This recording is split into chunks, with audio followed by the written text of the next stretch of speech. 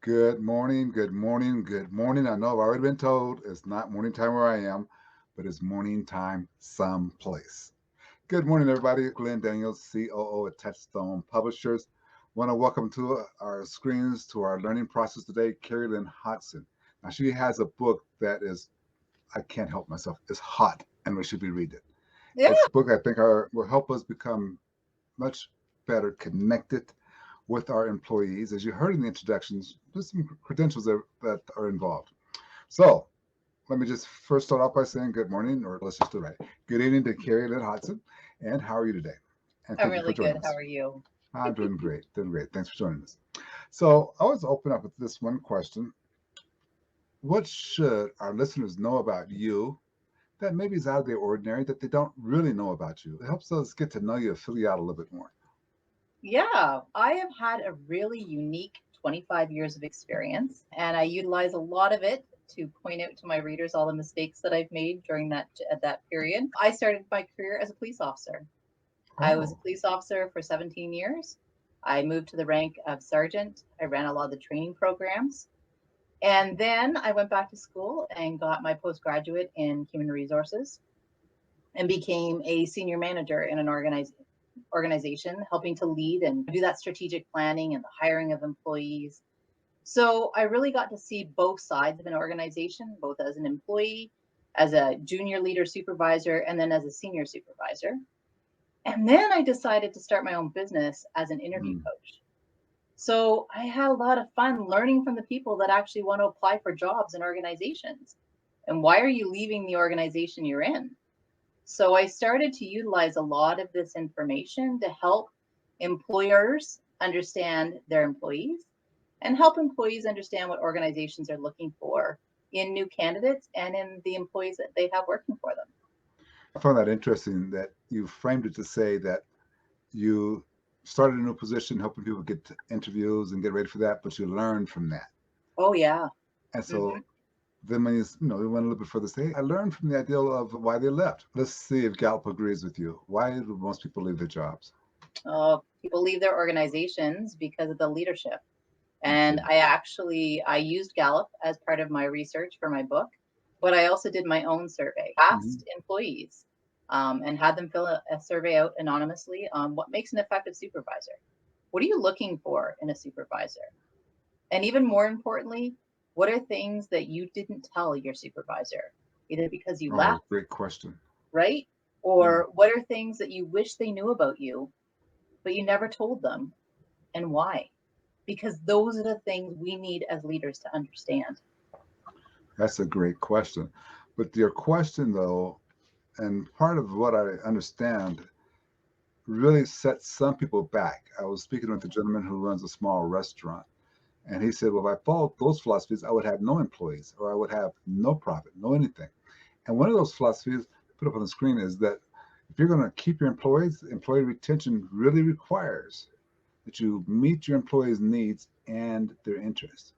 So Mhm. his statement was, well, I meet their needs. That means they get days off whenever they want to, which means I can't rely on having a schedule. Tell us a little bit more. Convince him, because I'm convinced, but convince him why we need to meet our employees' needs and find out their interests and meet those interests. You know what? One of the things I want to do for business leaders is actually make leadership easier. Being a supervisor and a leader, being that restaurant owner, it is extremely frustrating. It's very stressful. You're trying to juggle a million plates up in the air, literally, at one Yes. time. Yeah. He's worried about his profits. He's worried about his business. Now he's trying to worry about employees. And I'm telling him, you got to get to know the people that are coming to work for you. And he's thinking, I can't do this.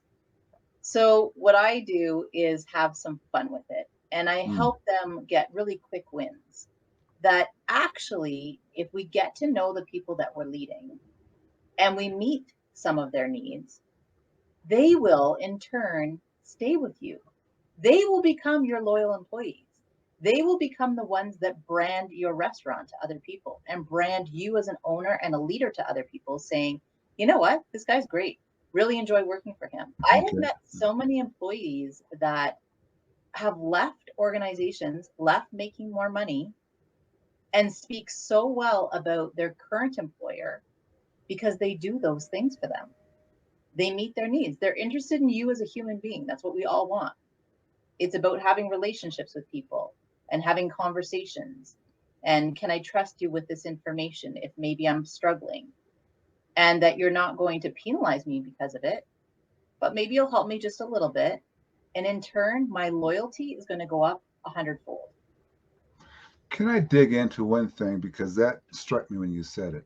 Quick wins. The manager, supervisor, owner needs to make quick wins. I think that's critical. Can you give us a framework for a quick win? Those are hard to come by. They aren't if we know how to approach it. So a Okay. really quick win. We know that everybody has labor shortages. Everybody's got job postings out there they can't fill, and they're struggling. It's impacting profits, impacting how many hours you can be open, even because you can't even fill shifts. So a quick win can be getting you employees. Now, I'm also a college professor, so I'm working with the people that are going to be your potential employees.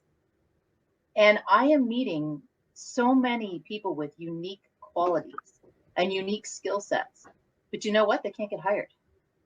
They can't pass the job postings. They can't meet the requirements because we're so generic in our requirements. One of the things in my book, I say, you know what? We've got to get out of this habit of, I want to hire a mini me. I want you to have 3 years of experience in this. I want you to be able to do this. I want you to be able to demonstrate this. We need to look at those job postings and think, what do I really need? I want a loyal employee. I want somebody who's a quick thinker. I want somebody who wants to learn. Okay. I've met many of those people, but they don't have the 3 years of experience working in your industry yet. We can get them that. We can teach them that piece. So your quick win can be just broadening your job posting. Take out the must and make them assets. I'd like to see this. I'd like to see this, but I'm open to this. And now really be open to it. Instead of interviewing 10 people, interview 30. And you're going to be really surprised who you meet. Even the way that you advertise this job, is it just a posting on Indeed? Or are you making a little video and showing people what your employees do? What's your company about? Who are you? Why do people like to work for you? Because that's what I want to know. Have your current employees help you brand this. Tell people why they want to work with you, why you want to work with them. And you just laid out some really quick wins there. It was Yeah. less than for one. You gave us more than one. Because I mean, like, it caught my attention to say, okay, make a video that says this is what we're about. And these days, use your phone. Your phone is every bit as good as anything else. So use your phone and make that video. You also said to start looking for somebody who's not a mini me. I think so that's a way of saying start looking to create a diverse working place, a diverse employee market, and diverse everything, because diversity is going to be king. This gentleman, he has a diverse working spot, but they all are mini him. They all have to have this idea that everything needs to be perfect and they've had years of experience in the restaurant. Mm-hmm. So maybe he'll pick up from that, and maybe everybody pick up from that. Let's start looking for diversity, because that's how we get, I think, we get to that 100% level. When we also talk about the ideal of we want to find people who are not like us. That's a little bit scary, though, if I can just push back a little bit. If that person has no motivation for the business, how does that happen? And then I don't want to lose the second question you have in mind. But So that's why the book is actually divided into 5 parts. okay. And so the first part is we need to get to know who we are. And we have to be willing to look at it as leaders. We have to really look at who are we and what are our preferences? Who are the people that I like to hire and why? And it probably has to do with the fact that they learn the way that I learn. They do things the way that I do them. If I'm a very systematic person, I want systematic people. The issue is that by doing this and not diversifying the thought, we don't ever know how to pivot. We don't know how to bring in new ideas to the organization. But I'm really cautious with leaders in saying, please don't just jump to action. Oh, she said we need to diversify, so I'm going to do this. Because unless you're willing to really look at yourself and understand what maybe the work is you have to do first to be open to that new employee's ideas, you're going to do this and it's going to crash and burn and you're going to say, well, that wasn't a win. No, because when the person tried to bring you a new idea, you weren't ready to hear it. So we need to get you ready to hear it first. So we have to prepare the leaders through, is it a self-assessment work or is it some kind of assessments? We're talking about emotional intelligence and all those type of assessments to look at yourself to start thinking I need to change? Or is it to say, okay, hey, listen, I need to change? How do you You start know preparing what? the leaders for that? And this is where leaders get scary and they get defensive. Are you Yes. telling me I have to change? Nope, I'm not. The stuff that I do, I love to say, these are your strengths. I have Mm. strengths, you have strengths. These are our strengths. But what we have to be cautious of is how those strengths may impact people different than ourselves. So I'll give you a really quick example. As a leader, I'm very visionary. I love to ask why. I love to be thinking about the big picture. You can tell even the way that we're talking about the book. But when I have people that work for me that are very detail oriented, that are very steadfast, we have a policy, we have a procedure. I need to know what we're doing, how we're doing it, and what the results are going to be. I, as a leader, have to say, okay, I recognize my strength is vision, but I have to be cautious when that I'm not stressing the people who need a system. So I have to slow myself down and give that to them. I have to have those Monday meetings and the Friday meetings. I have to make the list. I have to tell you, here's where we're going, step 1, step 2, step 3, step 4, because that's what you need from me as a leader. Are you different than me? Absolutely. Can we work really effectively together? Absolutely. I need people that are detail oriented as much as they need somebody that's visionary. And if we can appreciate each other's needs and interests, all of a sudden we're a much better team and we're being much more innovative for the organization. You mentioned your book, and which I think is your title. You have a title and a subtitle, and I think that's so important.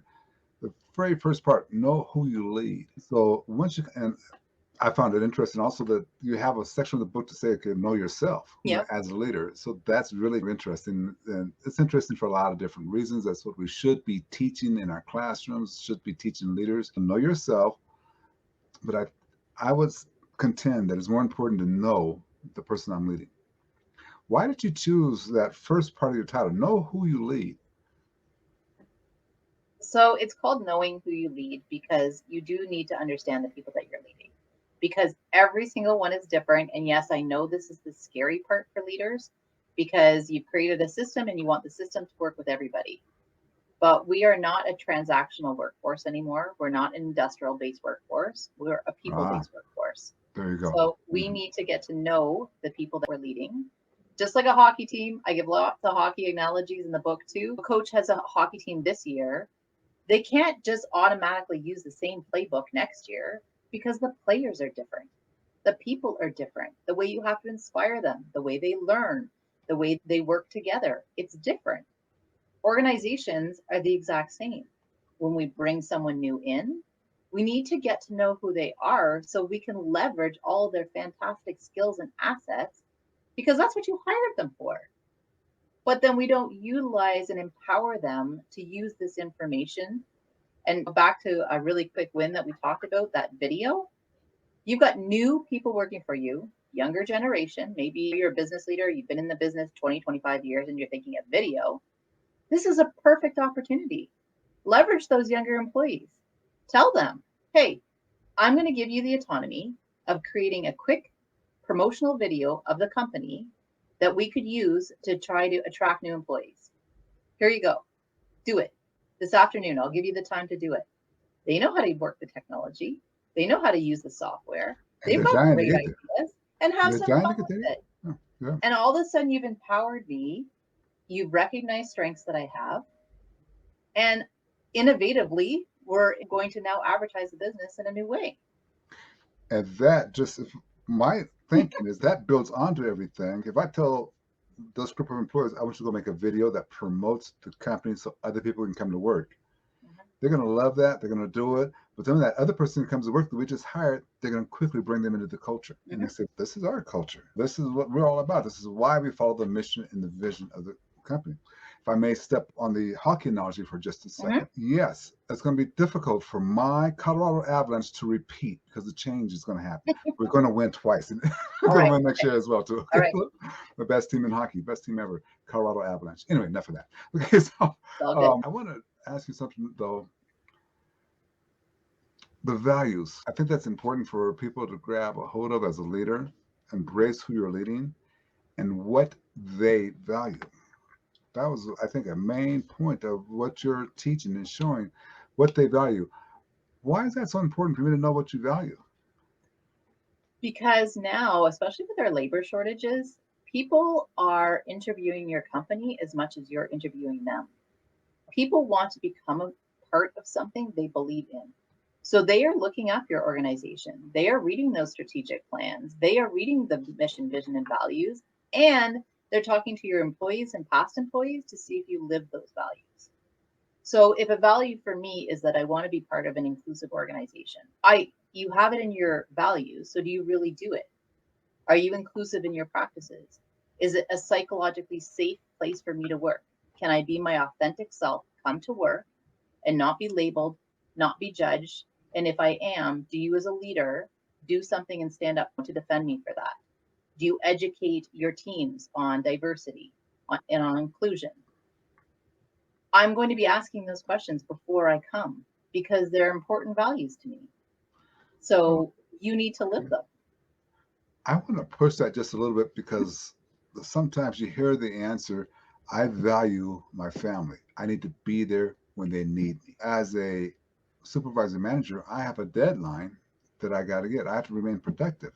Yep. So even though you may be the greatest person when you're there, you may decide, okay, it's my turn to pick up the kid from school early.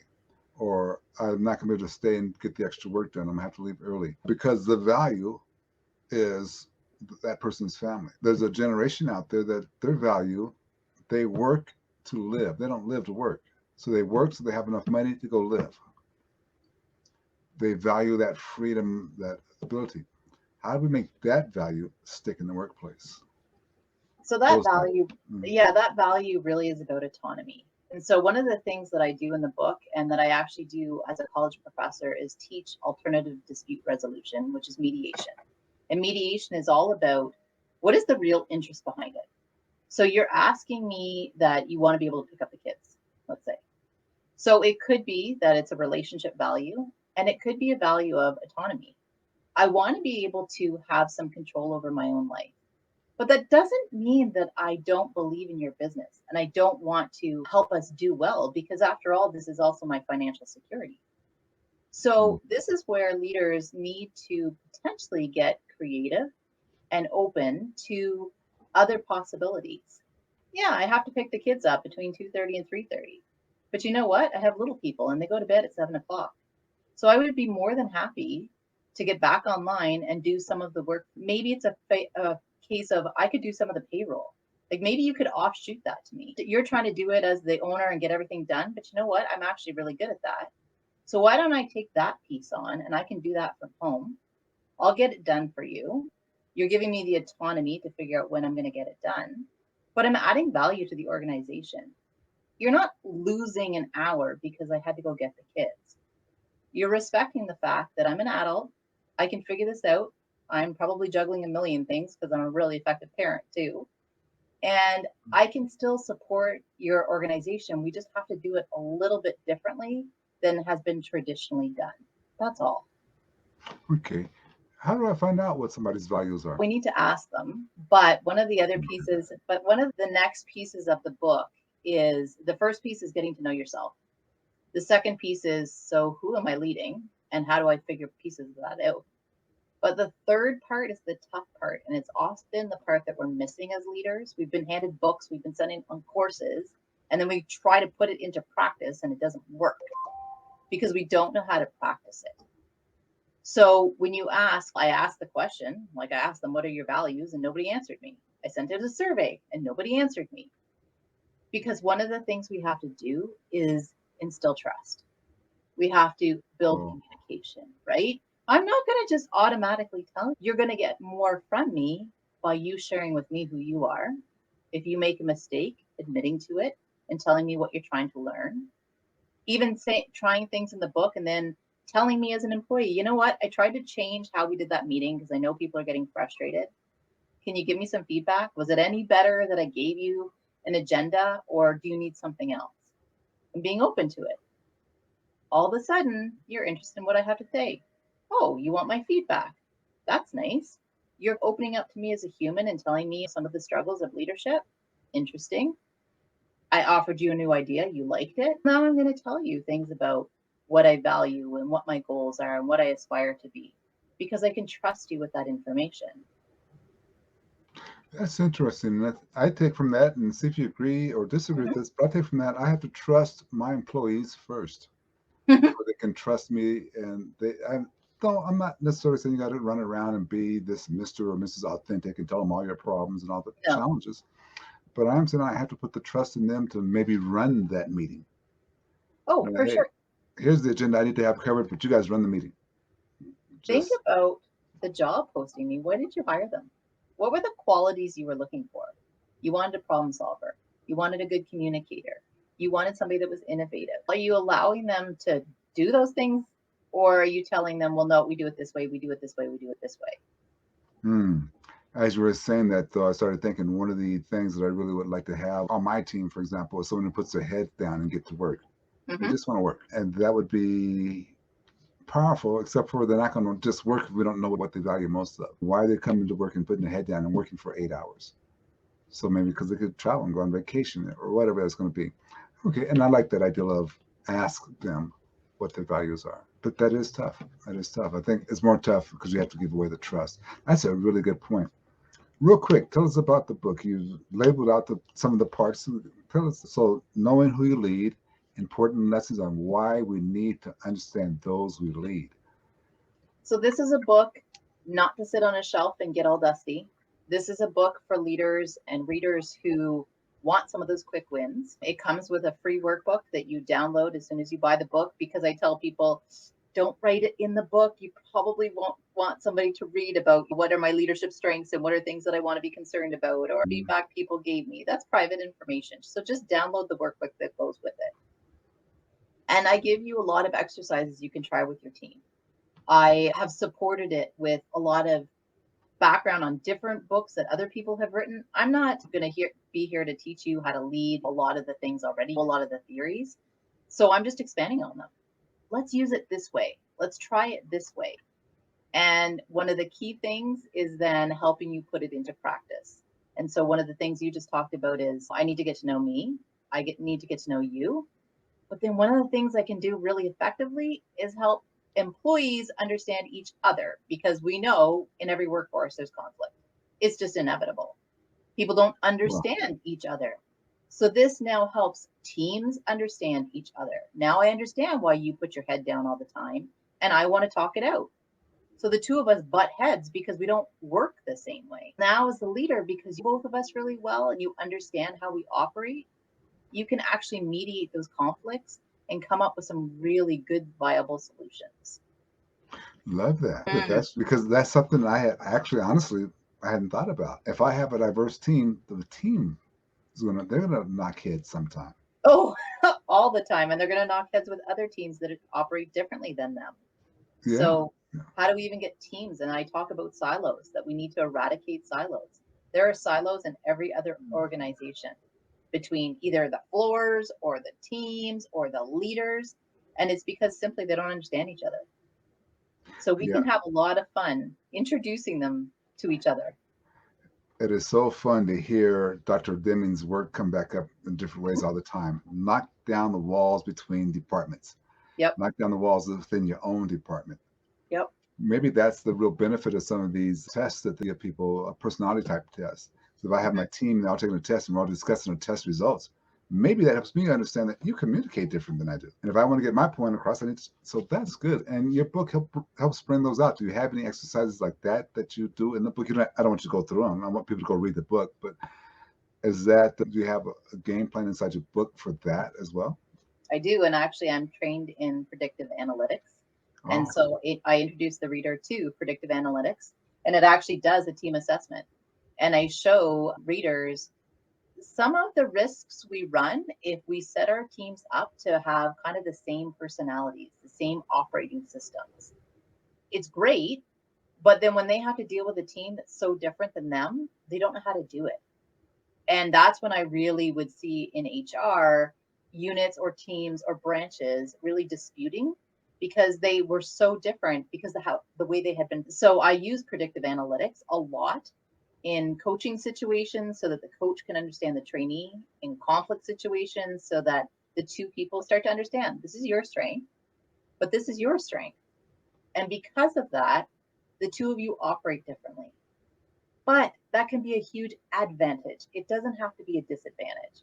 It doesn't have to mean that we label each other and have negative impressions of each other. We can creatively figure out how to make this work really well for both of us. Okay, so for me, this may be just for me. You told me how it works, but define for me predictive analytics. I've heard the term, but just give me a quick definition of that. Yeah, and you can actually Google it too. Predictive analytics has Why been should I Google around. it? I got you here. I don't need There you go. to. It's been around for about 40 years. Okay. And it's the concept of who are you at default? So think about Who are you at when you default? get upset, when you get angry, when you get stressed, what's your default personality? Because really, we can only sway so much from that. We can stretch ourselves and we can try to be, for example, very detail oriented. I can be detail oriented if everything's going really well. But if I'm getting stressed, I'm probably going to forget about the details because it's just not who I am. Gotcha. So what it teaches you is here's who I am. Here's what I like to do, who I like to be in my best days. So I give people the example if you had a day off, you had absolutely no obligations, what would you do? What would you like to do? Sleep. Sleep. Okay. Yeah. Would you hang out with other people or would you be alone? I'd be Okay. alone. Okay. So you'd be alone. Now, one of your counterparts might say, what? No, I'd have a party. I'd call everybody over. It's my day off. I want to be with a bunch of people. Yeah. So already we know that your default is to be a little more reserved, a little more introspective, where theirs is to be much more social, to be interrelated, like they want to relate with people. So now think about when we work together and we get stressed. The social person wants to talk it out. They want to figure it out. They want to work with other people. They want to collaborate. You might want to be, just leave me alone. I got to get my work done, my head down. I want to get my stuff done. So now the two of you are on the same team and you're not working well together simply because your default modes are different. Our default modes may be different. So this just ring a bell for Yeah, me. yeah. Default modes could be different, but Mm-hmm. my working mode could be the same as everybody else on the team, but I have a different default, or they have a different default. So from 8 o'clock till 3 o'clock, this is my default mode, but at 2:30, 2:45 or so, I start to default because I'm getting Mm, tired, so that yeah, could create that conflict. that's right. Like you participated in the meeting and you tried to share as much as you could and you collaborated as long as you could, but really you just want, please leave me alone. I just want to get my work done. I don't want to talk to anybody. I might send you an email, but I do not want to talk on the phone. I don't want to socialize. I just want to get it done. Or please let me have some quiet time so I can solve this problem. I don't need a brainstorming session to solve a problem. Exactly, right? And if So the poor leader doesn't know this about you, then I might be expecting you to react the way that I react. So if I like in stress to have a brainstorming session, I'm expecting you to come to it. I can't understand why you're in a grumbly mood. I can't understand why you don't want to participate because it doesn't make sense to me because it's different than me. But if I exactly. started to understand that right away, if I knew that from the beginning, then I can also help to explain what your needs are to other people. You know what? Let's just let him get his work done. He's got a great project. He's got his view. I know what he needs to get done. I'm going to appreciate that autonomy. In fact, I'm going to let him go home and do it. He doesn't need to be in the office. It's very distracting right now. I'm going to let him go work in another spot because I know he wants to get the work done. So I'm valuing who you are and what you need at that point. That's the power of what you're saying. I know Mhm. who I'm leading. I Mhm. understand their value, I understand their mission, their predictive Mhm. analytics. I understand that, and that makes a huge difference. That's just great. I got to tell you, I think that's solid information that we got from today's podcast so far, let alone not even reading the book. Yeah. I want to push you through a different area though, because this statement that you have, let me put up on the screen for us, it made me start to think. Okay, so up on the screen for those obviously on the podcast you can't see it, but we're talking about the new potential employees should do. What is it you think a new potential employee should do? You just hired me. I come under your staff. What should Yep. I be doing? What should I do? This is one of the things I'm actually teaching my new students, and I teach the people that I'm coaching for interviews. One of the things I want you to do when you start working is use this language. Explain to your trainer, explain to your leader who you are. Use the language of, I am a very detail oriented person.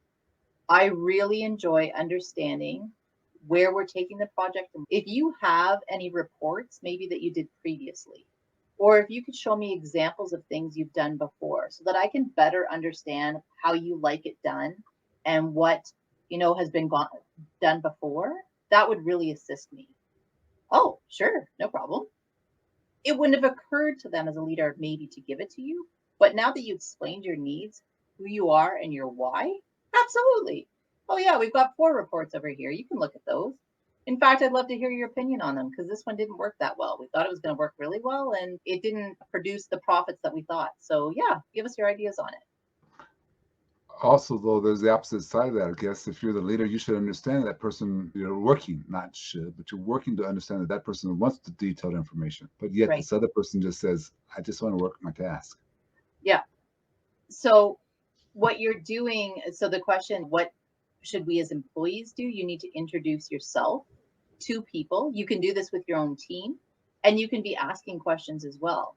Tell me how you like to operate during the meeting. Do you like to share your ideas right away, or would you prefer to get the topic, the agenda in an email the week before or the night before so you have time to collect your ideas, do Mm. that introspective ideas, maybe do some data research. Some people want to come to a meeting really well prepared. Other people just want to talk it out. If we all understand what each other's need, oh yeah, we're going to talk about this at the meeting, but I'll send you that report Thursday night so that you can read it for Monday's meeting. No problem. I can send that to you.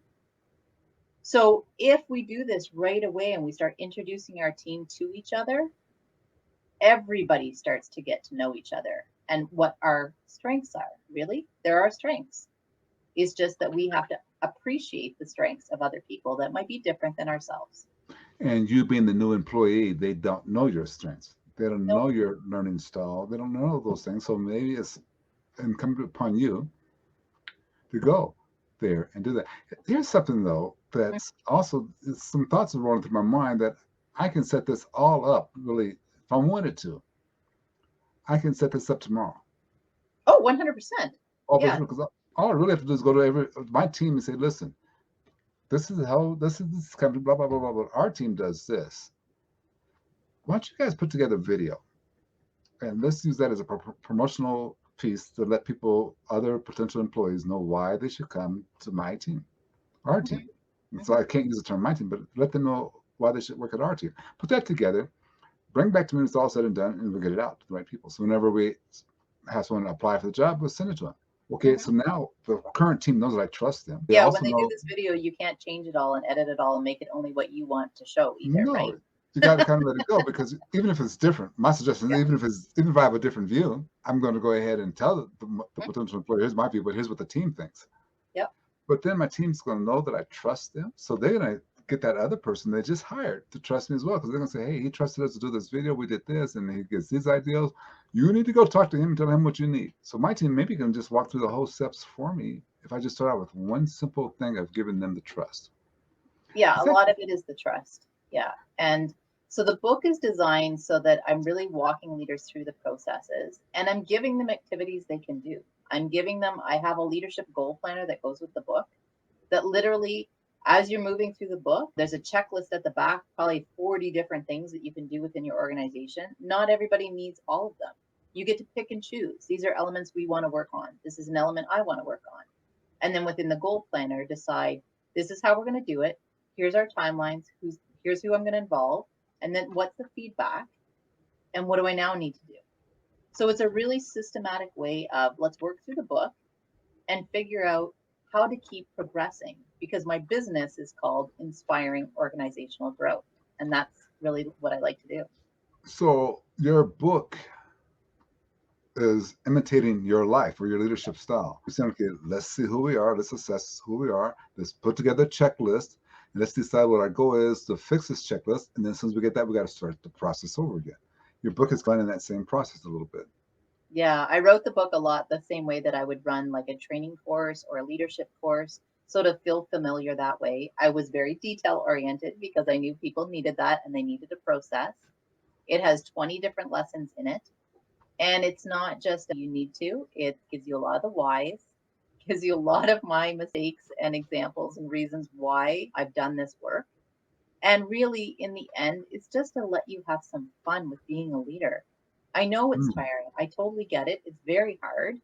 And I know that you're in leadership and business ownership for the right reasons. So let me help make this a little bit easier. Okay, that's a great spot. I want to be cognizant of your time, so I want to honor that. I just want to ask you though, because you came to a little bit, but I want to really just have you bring it out. What are you doing right now with the book as part of it, the workbook as part of it? What are you doing right now to help leaders be better at this? hmm So, one of the things that I really enjoy doing is keynote speeches. I'm actually going to be working with the Chamber of Commerce where I'm living for the purpose actually of reaching those small business owners. So, like you were saying, your restaurant owner, they need Hmm. help too. And they don't necessarily, they can't hire me as a leadership coach or a consultant to come in to just do the overview on their organization.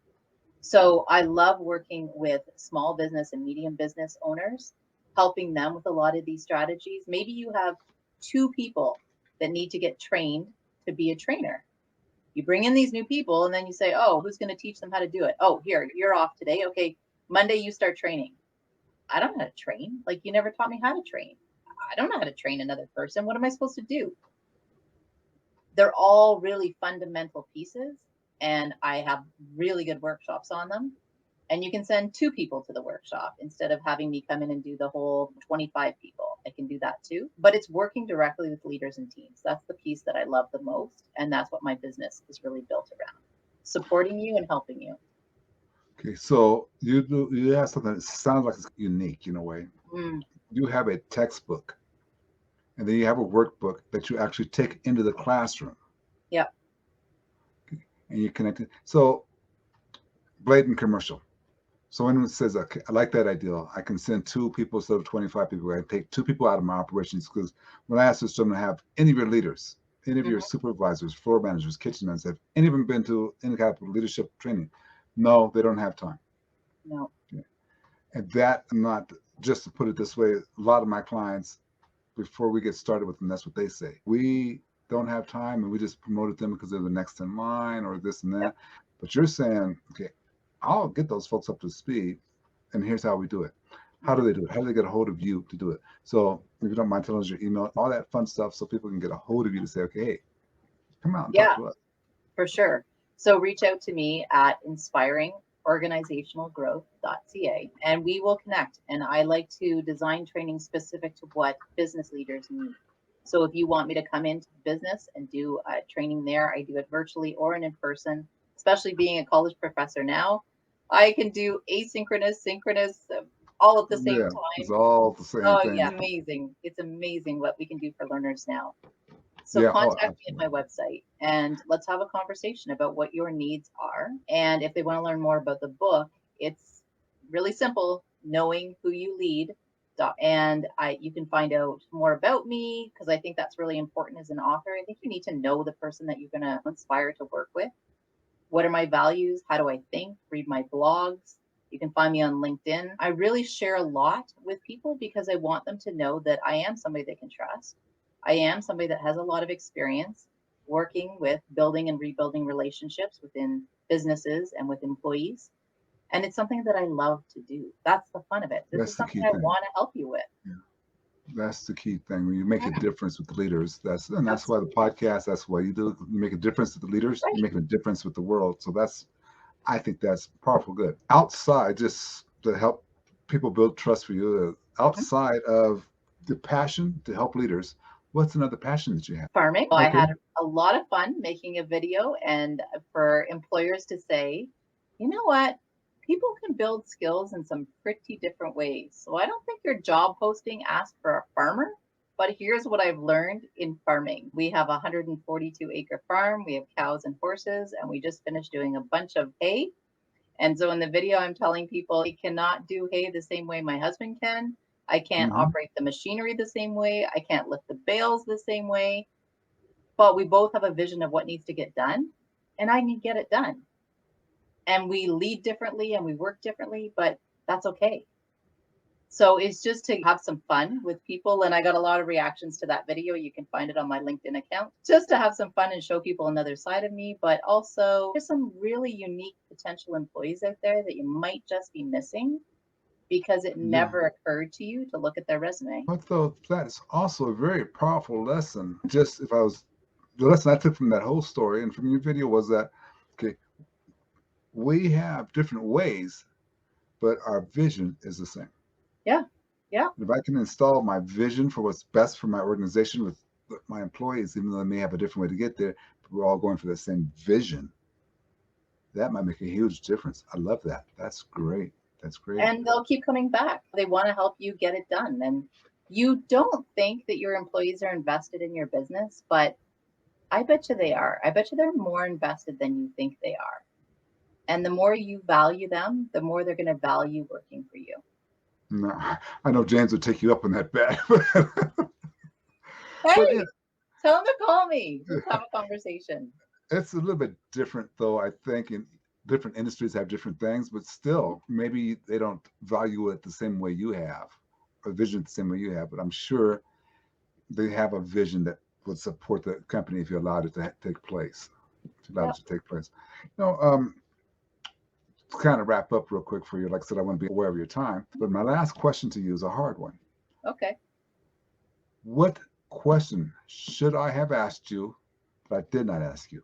So, what question did I not ask you that I should have asked you? That is a good question. I think probably something around because we were going down the road of diversity, and I think we could have gone a lot further on that one. Yes. And so that's probably, it would have been questions around that about, so what are some of those tough lessons, Carrie-Lynn, that you learned that maybe personal biases do enter how you lead and how you manage people without even realizing it? Yeah.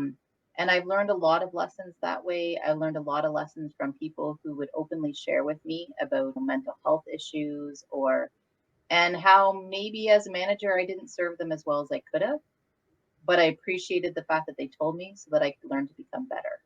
And that really is what it means to be an inclusive leader. You're going to make mistakes. You're not going to do it that well. And you have to be willing to admit that wasn't a shining moment for me, but I want to learn. And I appreciate and I thank you for telling me. That's powerful. Okay.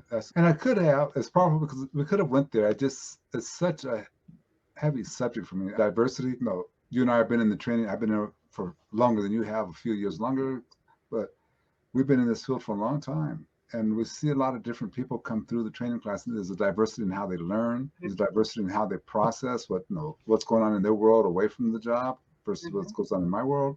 But also goes to things like culture and skin color and age and sex. All those things we need to take up. So I didn't want to go down that road, but you're right. That's probably worthwhile a whole nother conversation because you in your book you have a game plan to help cover that. Yeah, we could have a great conversation about that. And I've actually had a great conversation with a lot of my college students. I lead a lot of international students. And so we've had some really interesting conversations about working within a different Canadian employment, about different cultures, power, gender. So yeah, we've got some neat stuff that we can share with employers. And again, help them know who they're leading. And you heard her, ladies and gentlemen. She said we could have a great conversation about that. We will, especially the closer we get to the Solution Summit. We will, because that's the solution. We need to come up with a solution for diversity. So we will have a part two. Everybody heard you. I got it on tape. I'm not. Okay, good. We're all set there. I honestly, it's just absolutely fantastic to talk with someone who, I'll put it this way, has a solution, has more than just a pep talk for you, has a game plan, I appreciate that. I thank you very much for your time. It's going to be a great podcast. It has been a great podcast. It's going to be a great couple of YouTube videos off of this. Thank you very much for hanging with us today. I appreciate it. Oh, this was really enjoyable. Thank you.